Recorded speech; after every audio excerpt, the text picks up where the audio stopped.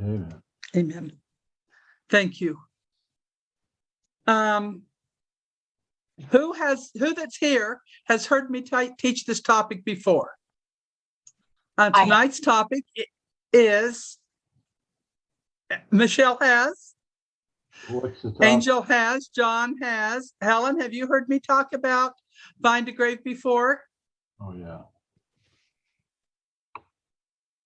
No, not yet. Okay. And I don't know Booster. So I don't know if if you've heard me teach this lesson before. I've taught it different ways at different times. I have a couple of presentations that I made, using the presentation software where you walk through slide by slide. But tonight I was just going to kind of talk about what is Find a Grave and how to use it, and kind of do it more with just sites that are to be seen. Jeannie, have you heard me teach this subject before? No? Say yes or no. Yes, no. Yes and no, huh? Okay. Find a Grave is one of my favorite genealogy sites. I think that there are lots of clues on Find a Grave that can be very, very valuable. So I think tonight we'll mostly just talk about what it is and how to go about it. Find a Grave was started a few years ago, like about 15 years ago, by a fellow who loved knowing about where famous people were buried. And so he started putting together a website of where famous people were buried. And genealogists caught on that to keep track of where people were buried was a very valuable tool. And so it very quickly, when he invited other people to join Find a Grave and participate, it just grew very, very quickly. And a few years ago, Ancestry bought it, and now Ancestry maintains it. And so, although it still has the same basic fundamentals that it had before Ancestry, maybe it has some stability with Ancestry for coming years. I like it for many reasons. One reason is that a lot of people who do not use other genealogy sites are interested in keeping track of their own family. And there are lots of parts of Find a Grave that make this possible. So, in order for Find a Grave to work, people have to contribute to it. So I'm going to suggest that instead of just using it as a source that you might see in Ancestry and Family Search, that you join it. So I'm going to start out with sharing my screen. Okay, so when you share your screen, or when you go to Find a Grave itself, I have to back up a few places. More than I thought. I probably should have just opened a whole nother tab to show you these.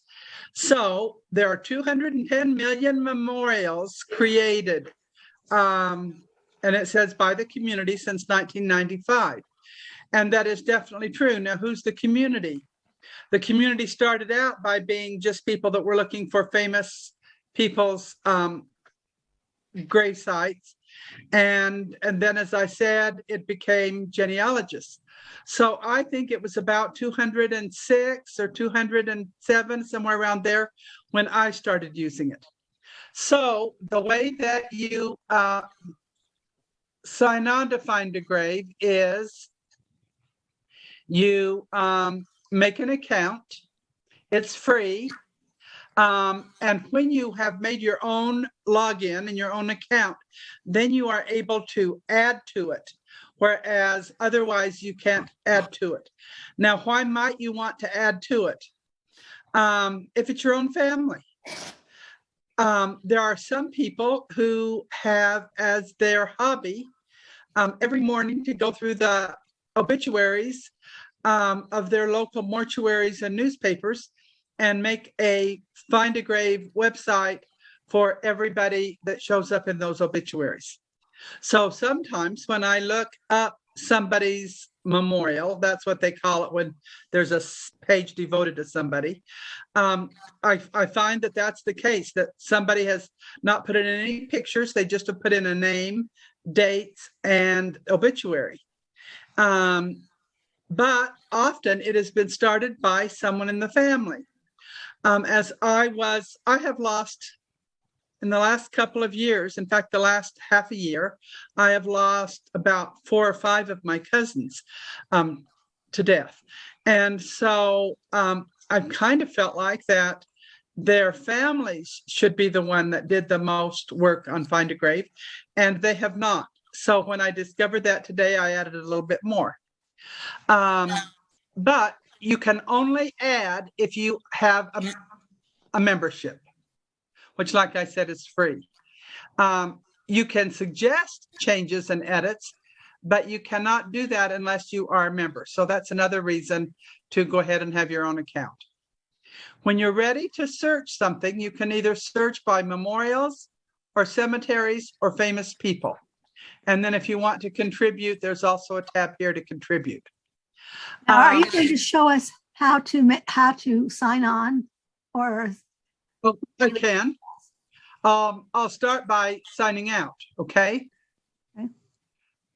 So this is what it would look like when you first open it yourself. It's called Find a Grave. If you do a search for Find a Grave, you will see the site listed, and you can choose it and add it. So then what you're going to want to do is come to over here where it says sign in or register. I think probably you register first. And fill in the blank. You're going to want to tell them your email address, at least that would be preferred. And then you make a password. Some people like to use their own name. Some people like to use a different name. And then you create an account. Today, as I was kind of looking things over to get ready for the lesson, I realized that I needed to change my password. So I changed my password, and that's pretty easy to do. Okay, so now I'm going to sign in again. Sign in, enter my email address.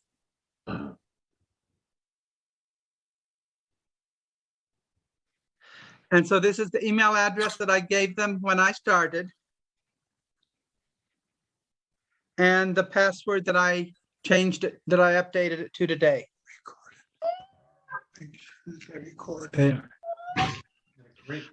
So now it says my name in the corner, and now I'm signed in. The Find a Grave. Nancy, can you go? Yes. Can you go from Family Search to Find a Grave directly, or do you have to come out and go through separately?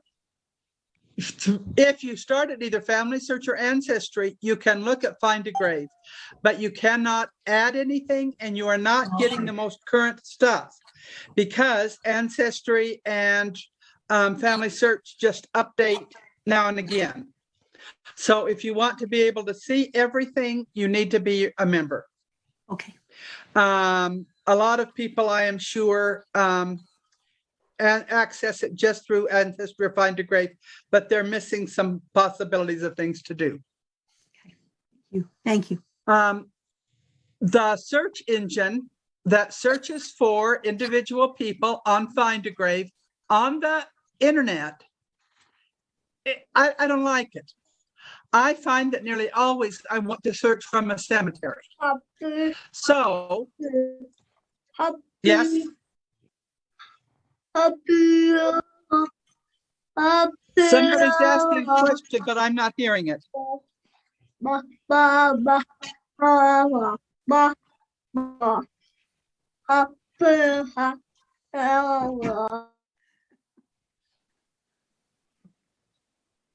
Why don't you send that message on a chat?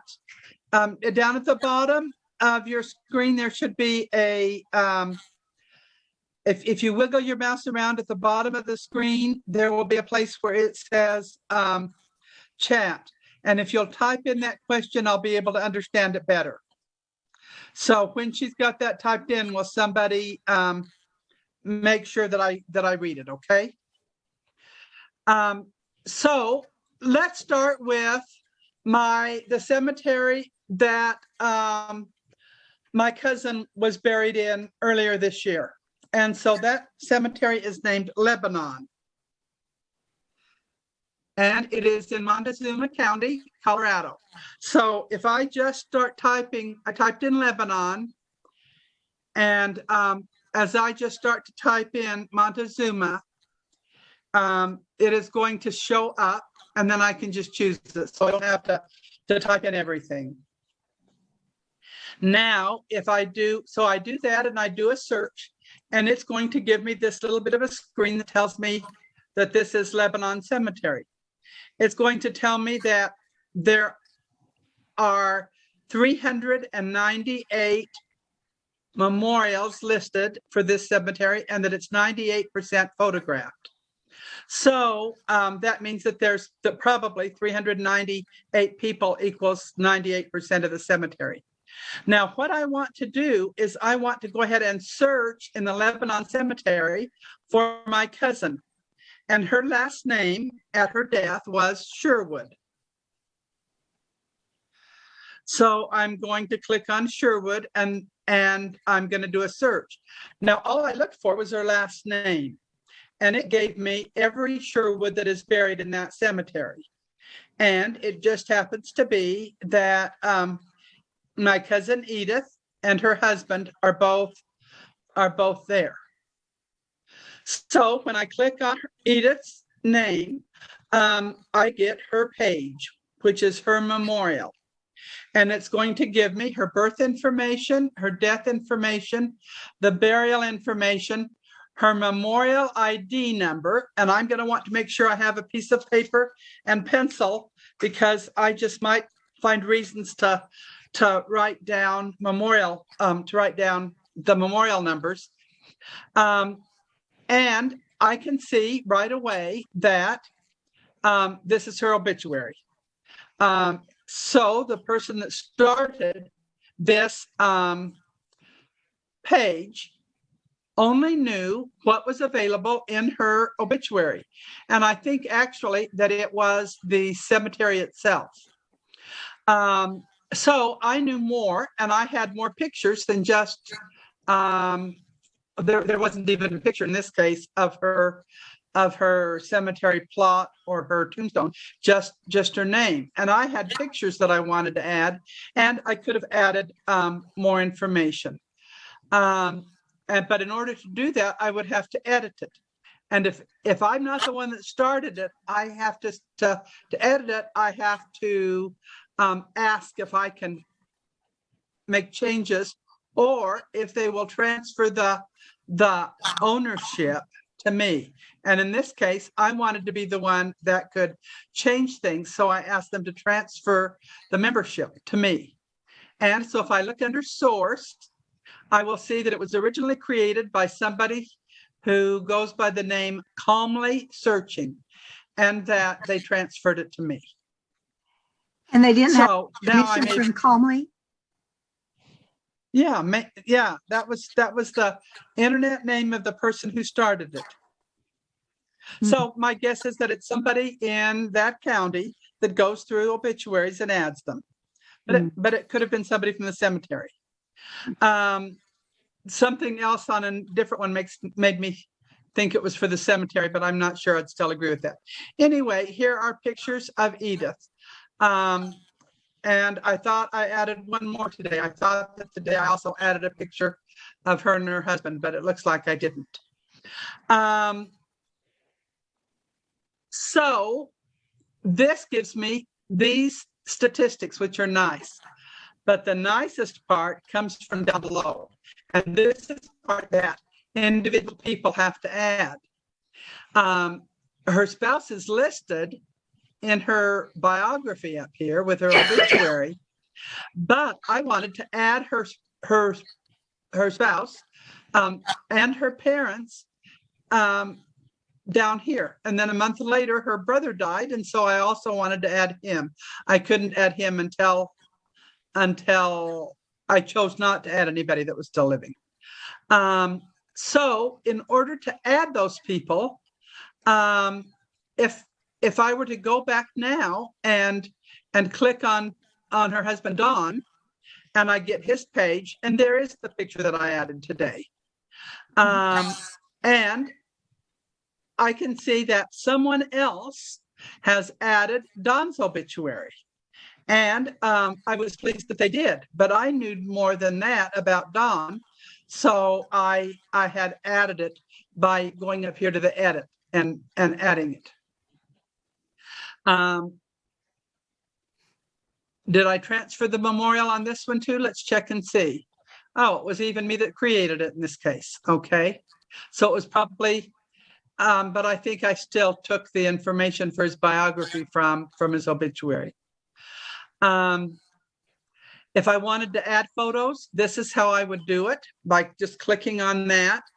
And then I could drill down in my photo collection on my computer and choose pictures of him. If you'll look at this, you'll notice that somebody besides me has added a picture, and that person goes by the name Worldwide Weber, and they added his military tombstone.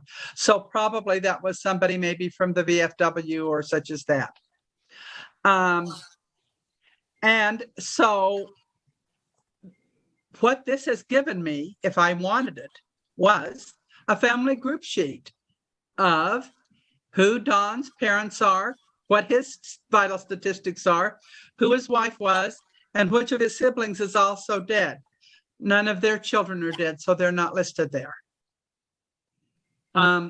Going back to Edith, I'm going to want to make sure that Edith is connected to her parents.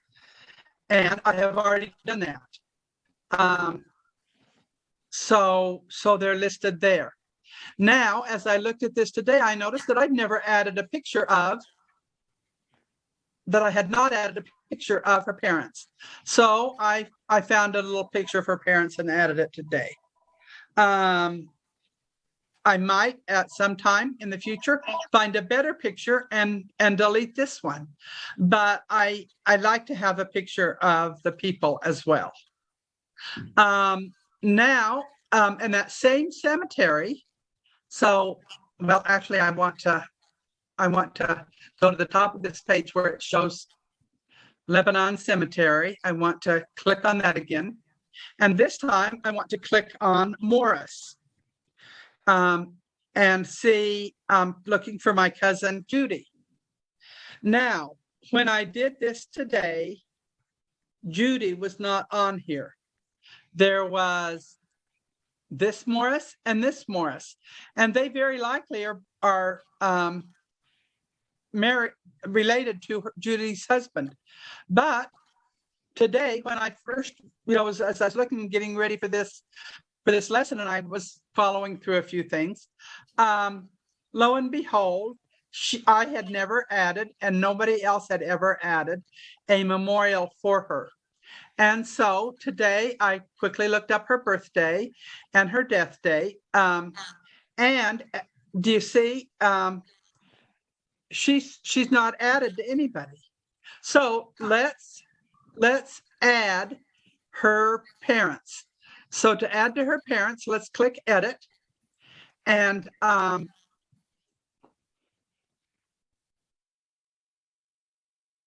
that didn't work. So another case where I should have practiced a little more. Let's see what happens if we do save to. No, that takes us to other sites.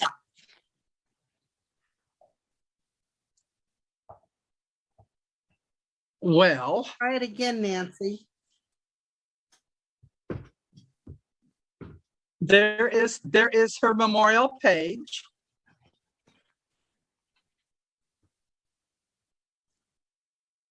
Edit. Okay, I clicked on edit, not on the little triangle by edit.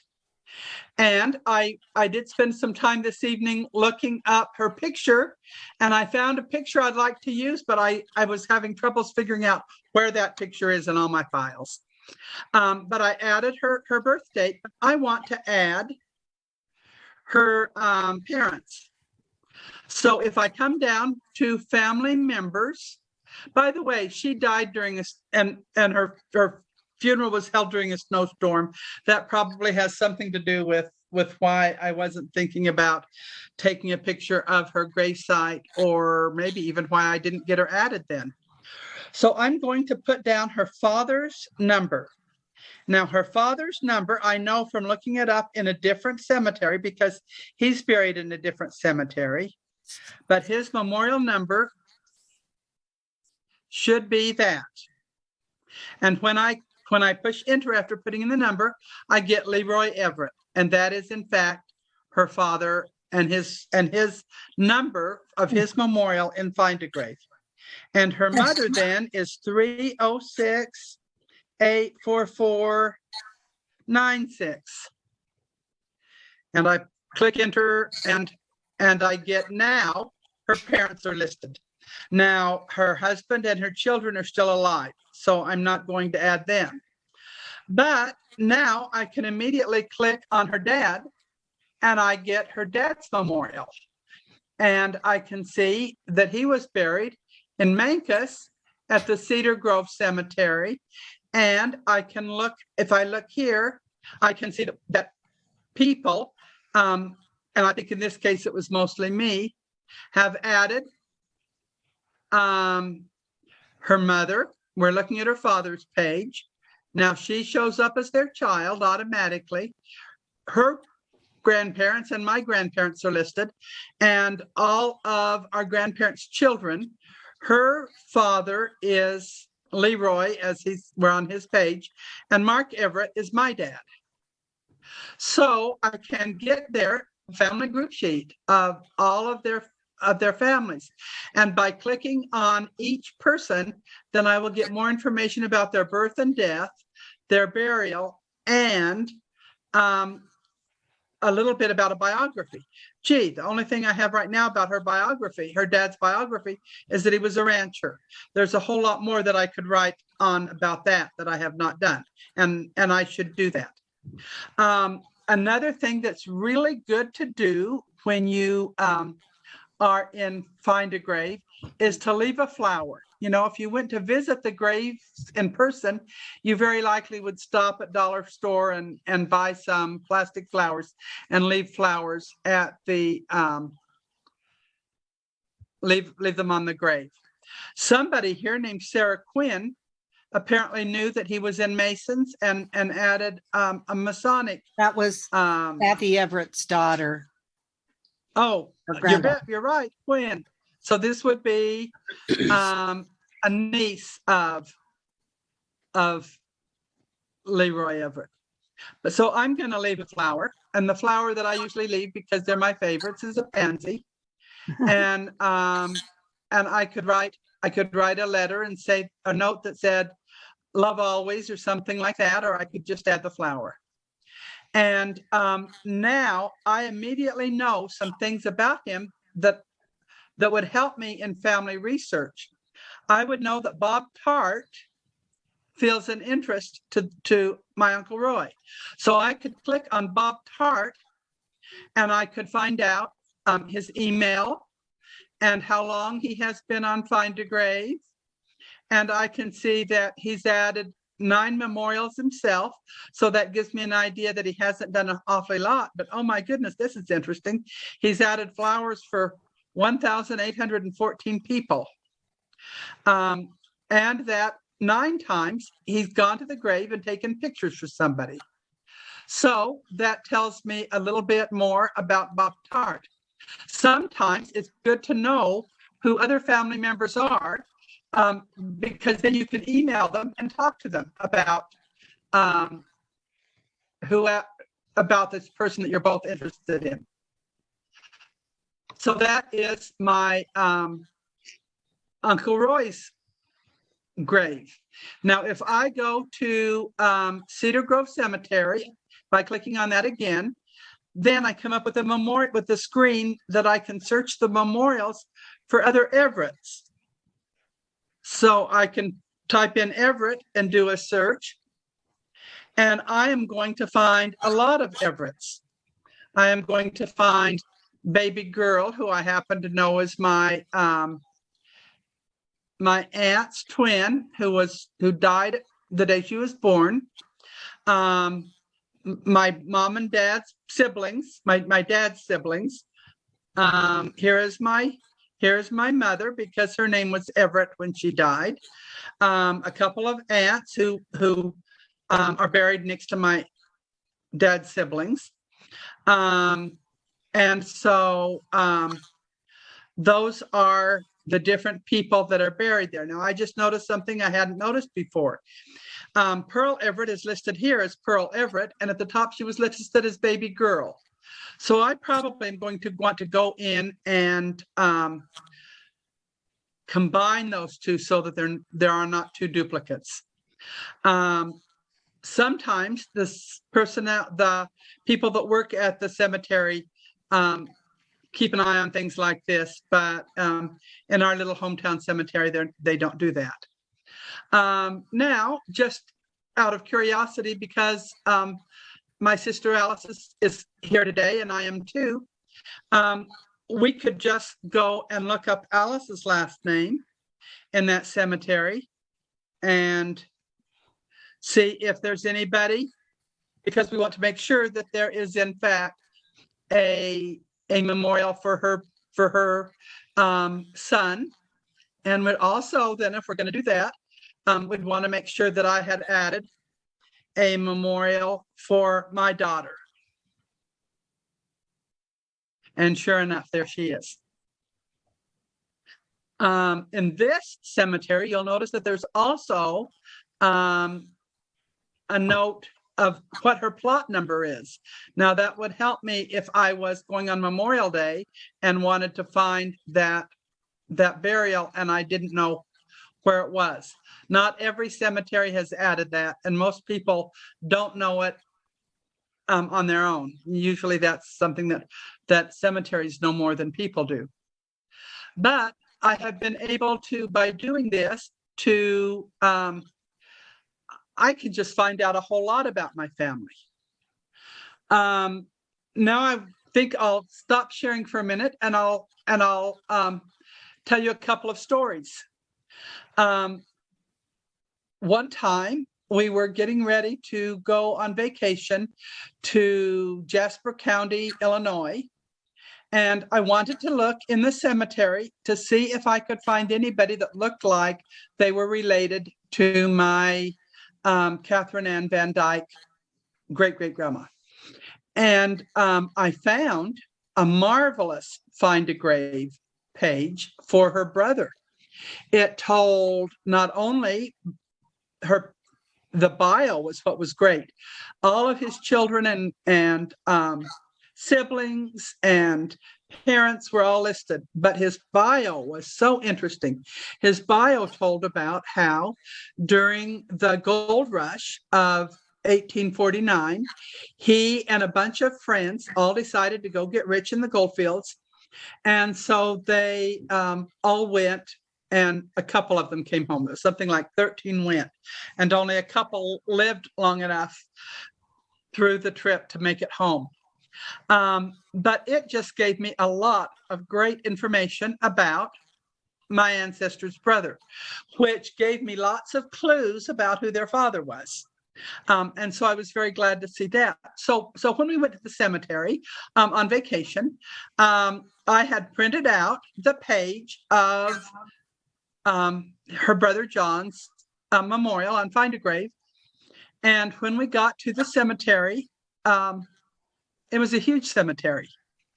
Huh. And we drove around a little bit, and we didn't have a clue where this grave was. And we were kind of perplexed because I really wanted to look and see if anybody else was buried near them that I could find any connections to at all. And so I was looking at the page that I had printed out from Find a Grave, and I was thinking about it and kind of scratching my head trying to figure out what to do. And up drives the groundskeepers of the cemetery in their pickup truck and pulling their wagon, their trailer. And so we went over and said, gee, I wonder if you could help us. Do you have a printout in your supplies of where everybody is buried in the cemetery? And he said, no, we don't have that. You'll have to go into town for the office and to find that. What do you want anyway? And so I showed him the page and I said that I was looking, that I wanted to find this grave. And he said, oh, I know where it is. And here's about 5,000 graves. And he knew where that grave was. He took us over, pointed to it. There it was. And we looked. There were no other graves that gave us information that we needed. But we were very glad to be there and to see that. And then they started to pull away. And we said, well, didn't you come to work at the cemetery today? And they said, oh, we came and nothing needs to be mowed. We'll go ahead and go. So they were there in the cemetery for 10 minutes, the 10 minutes that I needed them. So I think that sometimes the Lord blesses us with what we need when we're trying our best to do our family history. And I was very, very pleased that day.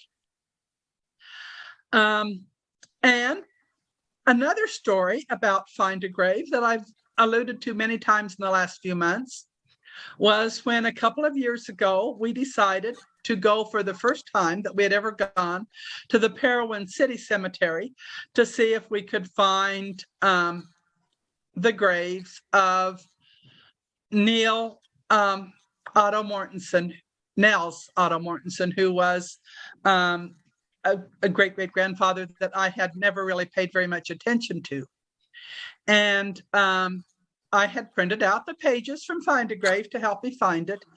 And but I hadn't paid a lot of attention until that day to what I had printed out. And as the day progressed and other things happened, we realized that Nels Otto Mortensen, as told about in his bio on his memorial page, had imported sheep to that area in southern Utah, where they were able to refine the kind of sheep which gave them refined wool, so that they were able to change the economy of southern Utah into a thriving industry where they exported rather. It was a multi-million-dollar export business around the turn of the century because of the wool that the sheep that he and his son and their friends were able to import into southern Utah. And then that began my quest of finding that kind of yarn and knitting sweaters, so that now I have a connection to that ancestor that I had no connection to prior. Also, one of the things that was told about in his bio on his Find a Grave page was that his story was included in the history of the Iron County Mission. And so I bought the book. I ordered it. There were still a few copies left on Amazon. I ordered it. I read it. I thought I had learned everything I needed to learn. One day I was cleaning house and I discarded it. Darn it. Because since then, as I have studied and learned more about his second wife, I would like to know if it told more about his second wife's first husband. But but I would never have known to look for a history book on the Iron County Mission to learn more about my ancestor who was in Parowan, and that I didn't even know raised sheep. And so I got wonderful clues about that family by reading the bios on Find a Grave. Mhm. So that was very, very enlightening to me. Jeannie, did you have a comment? No, thank you. Oh, okay.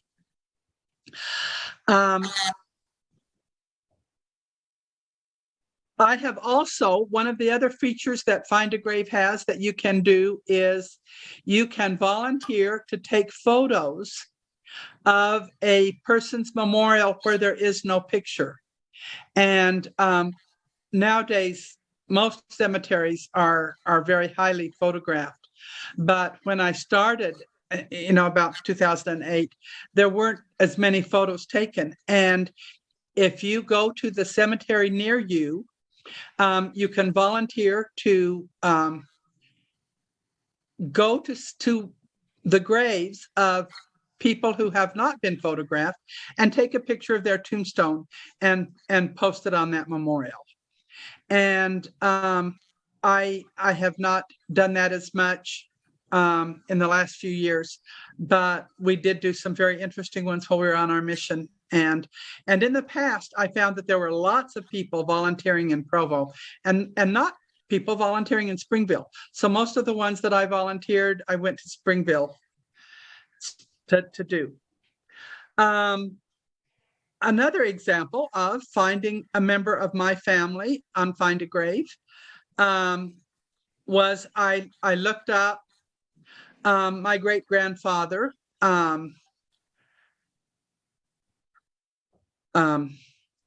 His father was William S. Michael. What was his name? I'll think about it in a minute. Anyway, he was buried in Farmington, New Mexico. And I don't remember if he didn't have a memorial or if his memorial just didn't have a picture. Anyway, we happened to be traveling nearby once. And so I said to Charles, let's go and find the grave of my great-grandfather. And we went and didn't find it.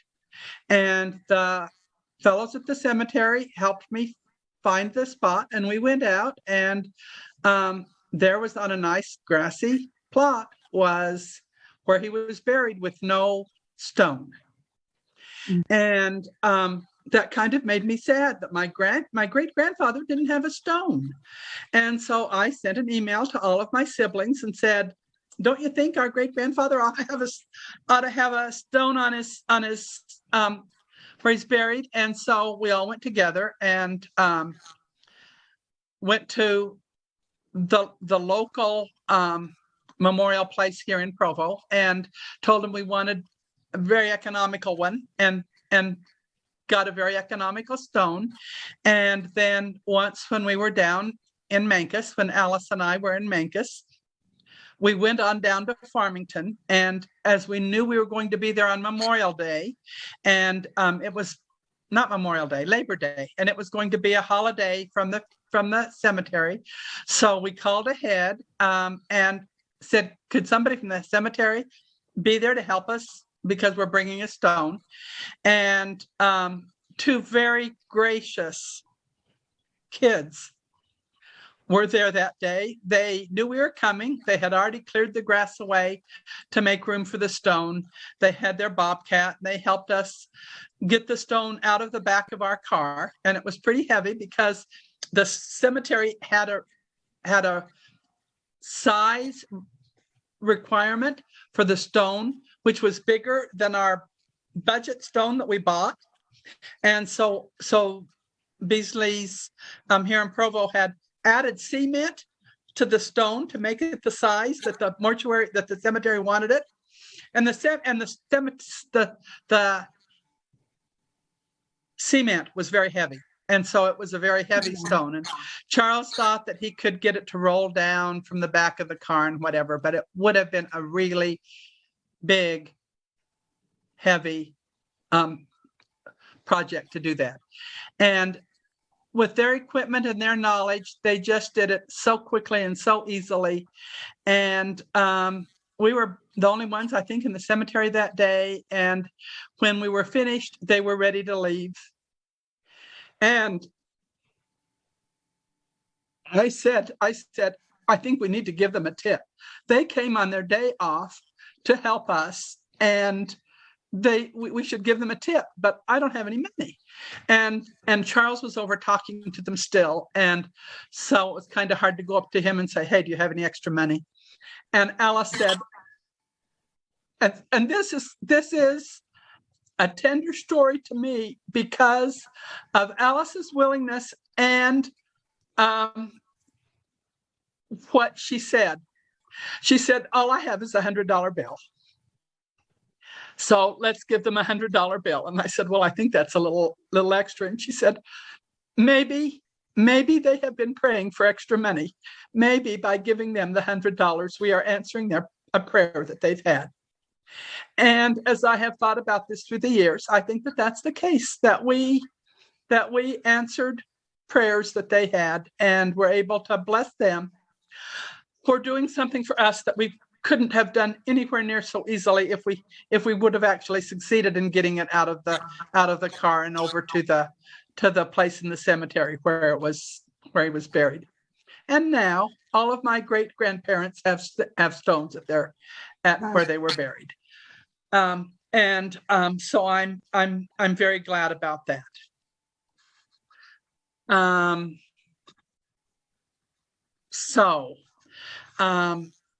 The clues then about find a grave would be, when possible, search by the cemetery, leave a flower, volunteer to take pictures, join yourself, and so that you can be a contributor instead of just looking at sources that show up as hints on Ancestry or Find a Grave.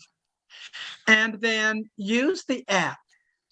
It is easier, I think, if you're looking for a simple single memorial, it is easier to find the memorial on the app on your phone than it is if you're searching by name on the website. So that would be another hint.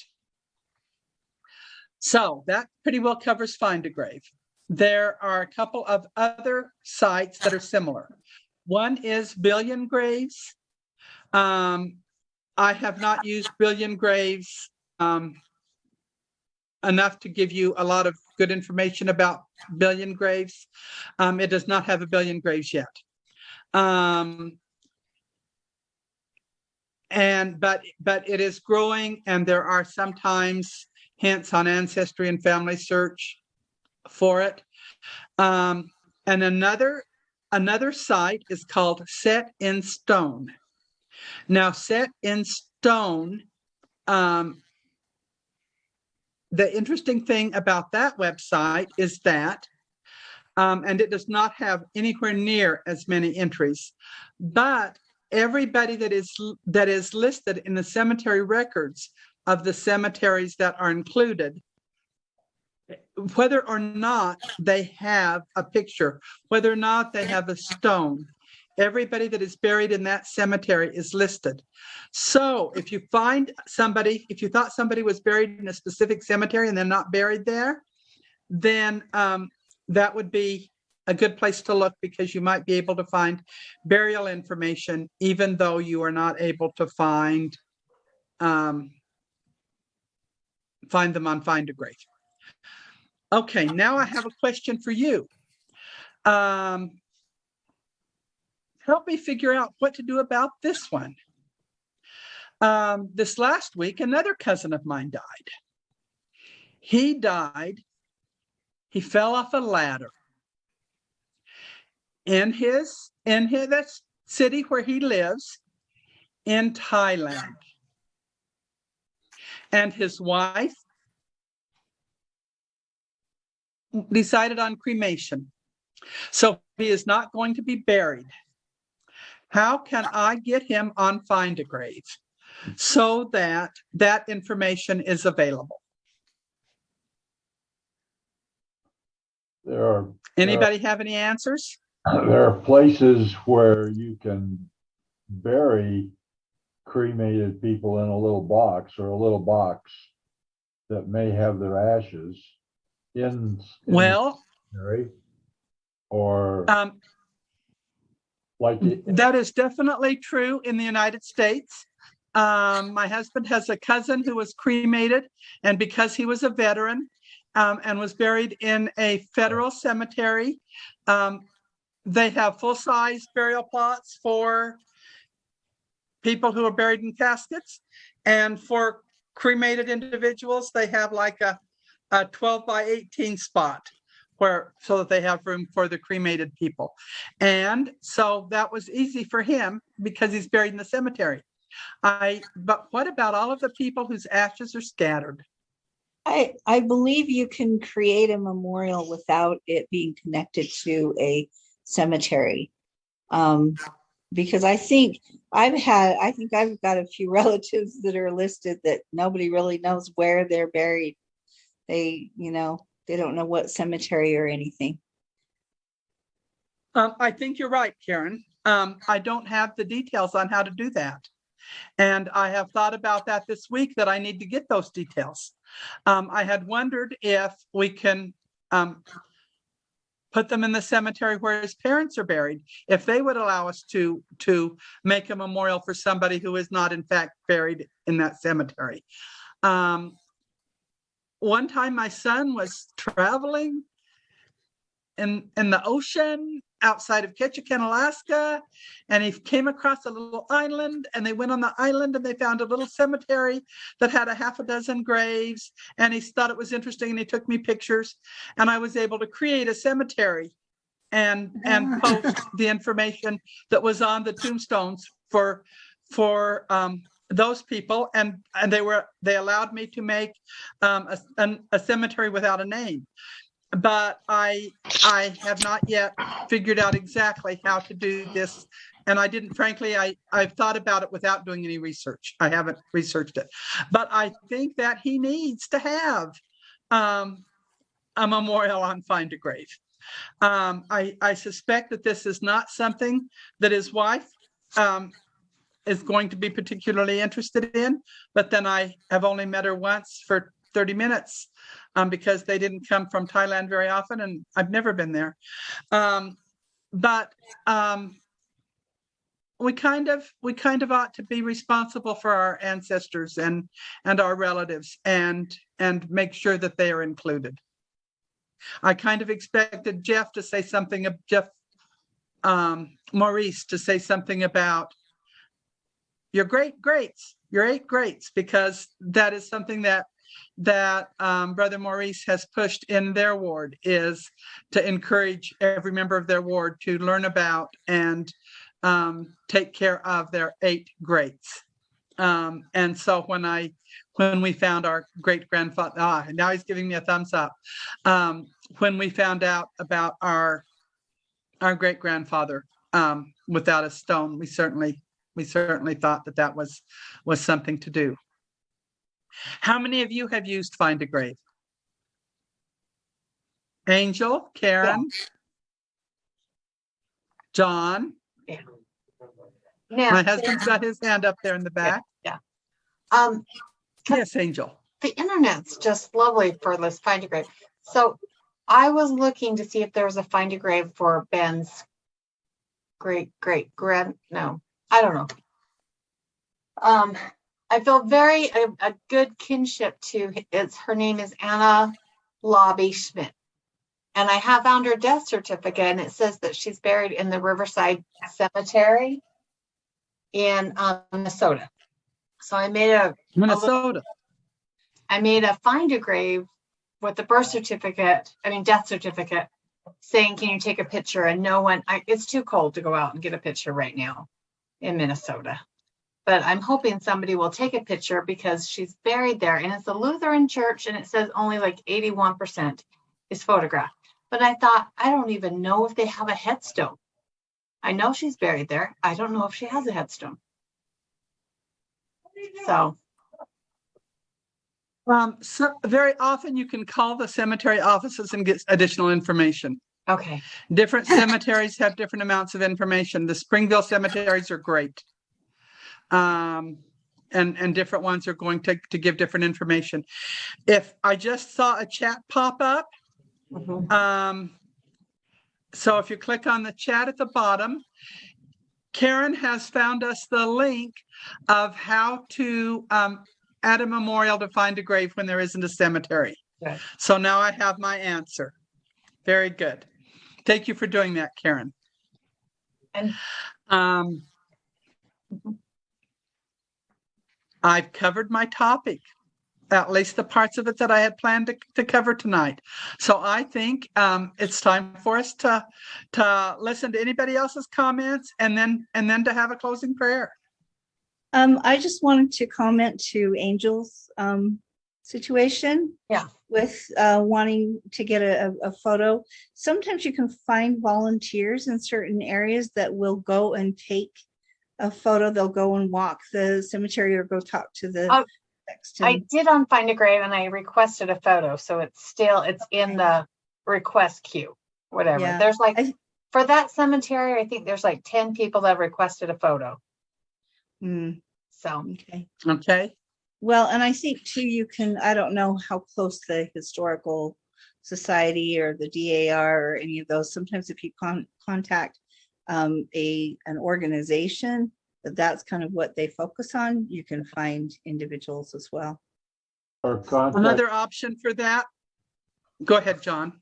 the local family history center. oh yeah. That's what I was going to say.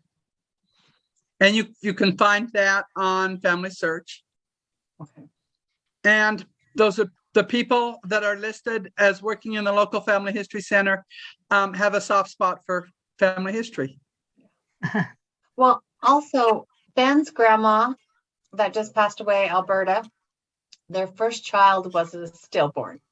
And so it is buried back in Minnesota in the newborn section. And they wouldn't let any gravestones be put on it. So his grandfather still went and made a cement stone and put it on the grave plot because he couldn't bear that his daughter not have a memorial. But I don't know if the cemetery has removed that or not. Because it's been, 60 years ago. Well, it's worth checking. Yeah. I mentioned how in the one cemetery there was baby girl Everett listed along with Pearl Everett listed. That's the same kind of a stone that my dad made for his sister. Okay, yeah. He made a frame and put cement in and he did them different couple of times. He did them different ways. Sometimes he just used a stick, a dowel, whatever, and wrote the information. And other times he took his router and made the letters out of wood and then put them down in the cement. But yes, they just need to be remembered, don't they? Yeah. And maybe that's going to be almost the only clue when somebody has done that, that a baby exists and needs to be sealed to its parents. Right. Any other comments? Brother McDougall, I thought you were going to say something. No? Okay. Jeannie? No. Oh, you're not saying anything either. Okay. Well, Brother McDougall, I can see your picture. Would you please say our closing prayer? Yes, I'll do that. Thank you.